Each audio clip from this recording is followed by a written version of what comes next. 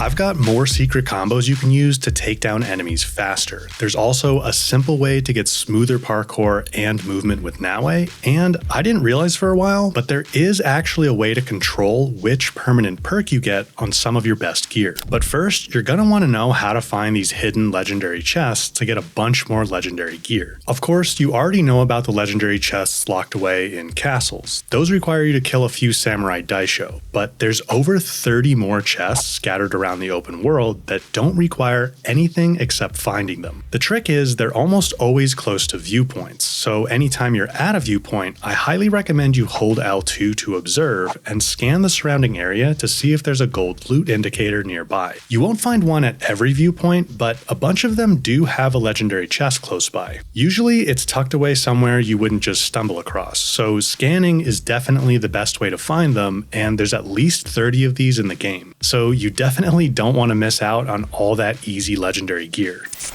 Not only do you want to get the gear items themselves, but when you find a piece of gear with a new preset engraving on it, that engraving actually becomes available to use on other pieces of gear. So even if you don't care about the gear item itself, finding all the legendary gear is still beneficial. Just remember, many engravings are weapon class specific. So for example, you might find one you like on a katana, but that doesn't necessarily mean you'll be able to use it on a kusarigama. These viewpoint chests are much easier and faster than the ones in castles. But if you do want to get the castle loot easily, you can go into the gameplay settings and go to the difficulty tuning under the gameplay tab, where you can turn on guaranteed assassination. That way, no matter how strong the samurai Daisho are, as long as your stealth skills are good enough, you can take them out. It even works when enemies have a skull icon next to their health bar. That means they can one-tap kill you because they're a much higher level than you, usually because you're in a region that has a higher level than your current level. But if you have guaranteed assassinations on, you can take them out no problem and get the legendary gear. I know it might sound like a little bit of a cheese, but you do have to use your stealth skills a bit more. And it's also somewhat balanced by the fact that when you loot the legendary gear, it's going to be a lower level than it normally would be because you're a lower level than the game means for you to be when you get it. So if it's a piece of gear you end up liking and want to upgrade to max level, you're going to end up spending a lot more resources to upgrade it than you would if you had cleared the castle at the intended level. But I've got a couple of tricks to help you with that too.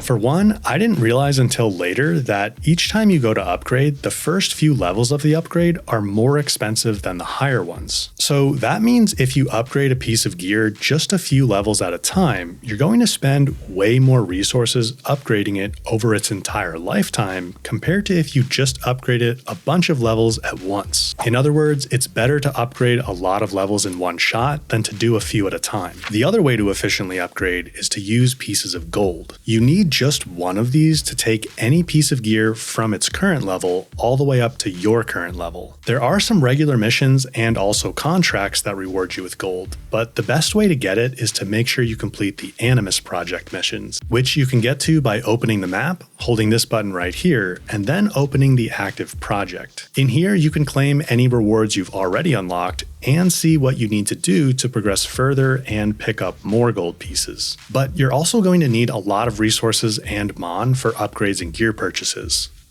We mentioned in my last video how picking up and completing the seasonal contracts from your Kakurega at the Hideout are a great way to rack up mon and resources. But I realized later that each region actually has its own set of contracts. So your Hideout is in Azumisetsu, and all of the small Kakuregas in that region will show the same contracts as the one at the Hideout. But if you unlock a Kakurega in a different region, you'll gain access to different contracts. So it's smart to try and get a Kakurega unlocked in each region as you progress. You do have to pay a chunk of mon to unlock the Kakuregas, so I wouldn't recommend unlocking all of them as soon as you find them. You'll burn through a lot of mon that way, and you're going to need mon early on for other things, but unlocking a few is a good idea, and they'll pay dividends throughout your playthrough if you make sure to pick up and complete their contracts each season. Which reminds me, I wanted to show you how you can actually control the seasons, but let's finish up these tips for getting mon first.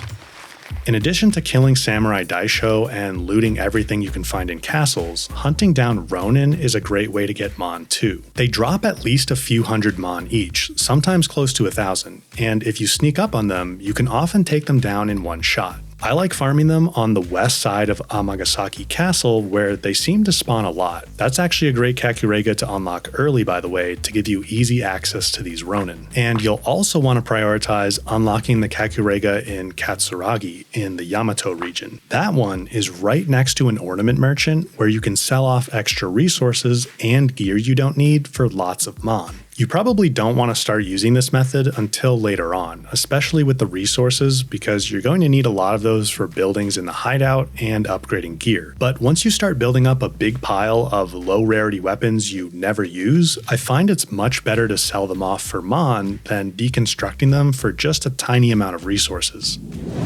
Of course, deploying scouts to steal from stockpiles is a great way to keep stocked up on resources, and you'll definitely want to be doing that on a regular basis. But sometimes the season resets on you before you get a chance to use all your scouts. The seasons last 2 hours, with winter seeming to last longer, more like 3. And there's a seasonal change each time the compass gauge on the map gets to the north or south position. North is a full season change and south is a mid-season refresh, but both cause the scouts to reset, and the reset is triggered when you fast travel. So the trick to controlling the seasons is to keep an eye on that compass gauge so you know when it's getting close to the north or south positions. When the seasons are ready to change, you'll see that you can actually manually force it to happen with this button right here. But if you want to make sure it doesn't change, you just need to make sure you don't fast travel anywhere until you've used up your scouts or done whatever else you need. Realistically, you're probably not going to want to spend a bunch of time riding around to deploy scouts on stockpiles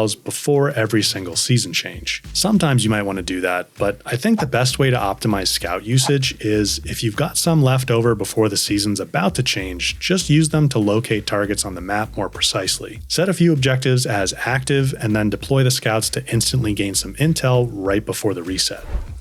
If you're playing as Naue, then you're probably doing a lot of parkour to get around. The parkour system is pretty good, and I like how fast Naue is, but it's annoying when she sort of magnetizes onto things and interrupts the flow. So there's a few tricks I've found to make things smoother. The main one is to just use the dive mechanic more, which you trigger by hitting dodge while you're sprinting. It's a great way to get down from ledges and platforms quickly, even when there's a railing in the way. The other big one is to just run at objects and let Naue mantle or slide over them on her own. For anything that's lower than about her waist or so, you actually don't need to hit any button at all, and just running at it actually makes vaulting over low objects much smoother. It's also worth noting that Naue can break a lot of things like fences, sliding doors, and other small objects by diving through them. And when you're sneaking around, you can roll while crouched or prone to get around faster than just sneaking or crawling. Of course, for getting around the map quickly, you already know about using viewpoints and Kakuregas to fast travel,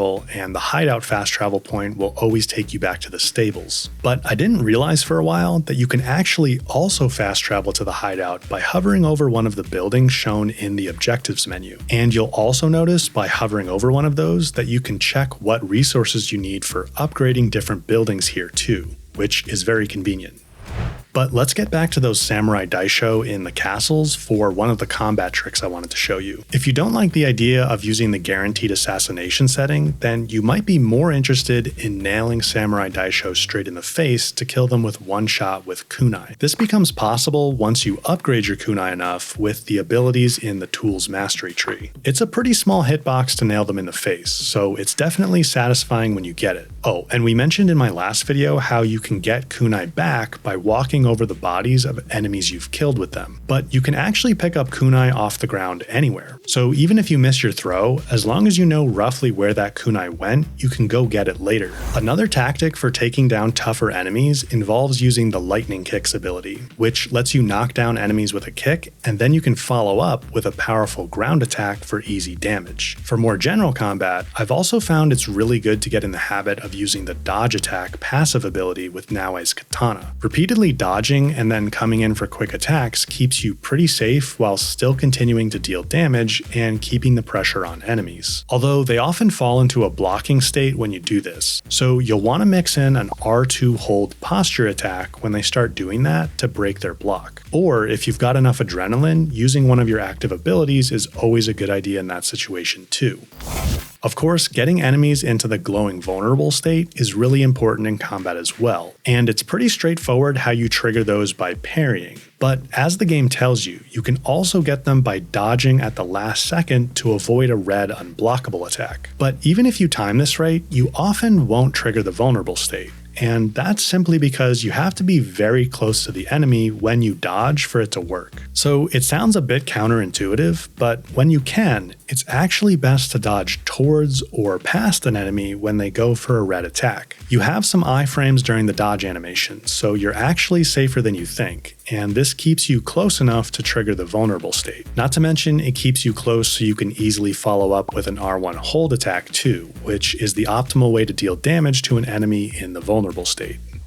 I've got a few secret combos to show you too, but let's blast through some tips on gear and some settings you might want to adjust first. Under the gameplay tab, I think pretty much everyone will want to turn on area loot, which lets you collect all the loot in your immediate surroundings in one shot. That's useful after taking down a group of enemies. Over under video, this is somewhat personal preference, but I always recommend people turn off motion blur and chromatic aberration. Both of those reduce image clarity and can actually contribute to motion sickness. If you're on PC, you'll also find the field of view slider at the top here, which you can whack up to max to further reduce motion sickness. Over in controls, it's nice to have auto movement toggled on. That way, when you double tap X, you'll just keep moving without having to hold forward, and you can pretty much just steer by moving the camera. I like turning on HUD toggle too. That lets you quickly hide all the distracting UI stuff on screen by pressing in on your right stick twice. I usually use that on long rides. Down under sensitivity, you'll probably want to adjust the X and Y axis as well once you start getting more comfortable with combat. Personally, I think the default is way too slow, but of course this is personal preference. Now, the stick section right below that can actually make a big difference. If you feel like Naoe and Yasuke aren't very responsive, there's a very good chance this is part of why. For me, the dead zone settings being at 20% by default is way too high. I turn these down to 5%, which means pretty much as soon as I move my sticks a bit, something happens. If your controller has stick drift, then you might need to leave these at 20% or maybe even make them higher. But if you're not dealing with stick drift, or maybe just a little, I'd highly recommend trying something in the range of 0 to 15% instead of the default 20 to make Naoe and Yasuke's movement and the camera movement more responsive. Similarly, down under the triggers section, I actually reduced the 2 threshold settings to 80%. This makes it so you don't actually have to hold the triggers all the way down to get full activation. Personal preference again, but this will make things like aiming and drawing with kunai or the bow a bit snappier.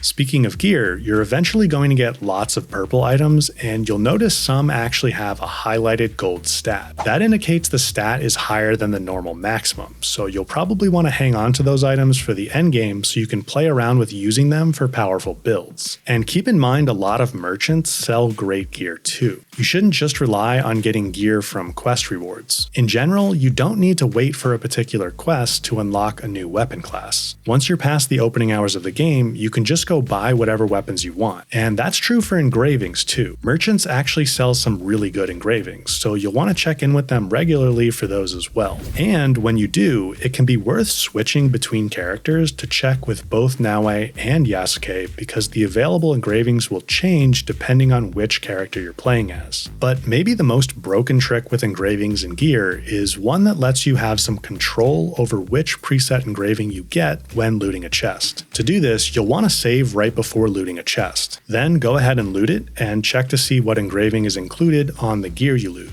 If you don't like it, reload the save and try again, and it will likely randomize to a different engraving. You can do this as many times as you want to try to get an engraving you really like. But now let's check out those secret combos. So in my last video, I showed you how to get to the stronger move of the heavy attack combo faster by doing 2 light attacks followed by a heavy. So that'd be R1, R1, R2. That's still one of my favorites, but I've also been finding that the different attack variations Naoe and Yasuke do while sprinting are pretty useful too. These vary in how useful they are depending on which weapon you're using, but they're all triggered by first sprinting and then just hitting either R1 or R2. So very simple to do. It's just a little tricky sometimes when you're in the middle of a fight because you won't have room to clearly see Naoe or Yasuke sprinting, but you don't really need them to. As long as you click the left stick to trigger the sprint input, you can hit R1 or R2 immediately afterwards to get the special attack animation. I find these special sprint attack animations tend to stagger enemies more, particularly with both Naoe and Yasuke's katanas, but it's worth experimenting with other weapons to see if you like doing it with those too. My last video right here has the other special combos, as well as a bunch more great gameplay tips you're gonna want to check out. So thanks for watching, and I'll see you over there in just a second.